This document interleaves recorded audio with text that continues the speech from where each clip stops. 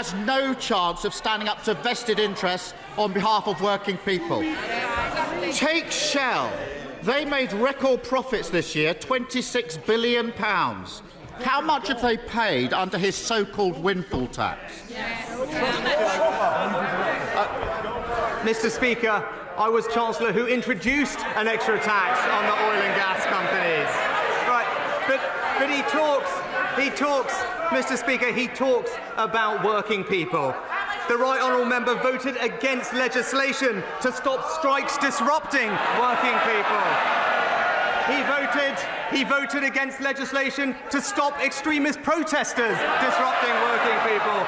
That's because he's not on the side of working people, Mr. Speaker. That's what the Conservatives are for. Mr. Speaker, I'm against all of those causing chaos, damage to our public services and to our economy, whether they are gluing themselves to the road or sitting on the government benches. Mr. Speaker, there was no answer to the question because the answer is nothing. Shell haven't paid a penny in windfall tax. Why? Because for every pound they spend digging for fossil fuels, he hands them a 90p tax break, and it's costing the taxpayer billions. So will he find a backbone and end his absurd oil and gas giveaway? Well, Mr. Speaker, what the party opposite will never understand is that it's businesses investing that create jobs in this country. Mr. Speaker, we on this side of the House, we understand that. We will support businesses to invest, to create jobs, because that's how we create prosperity, that's how we support strong public services, and that's what you get with a Conservative government.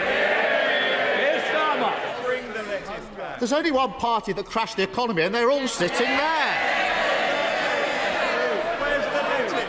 It's a pattern, Mr. Speaker, it's a pattern with this Prime Minister.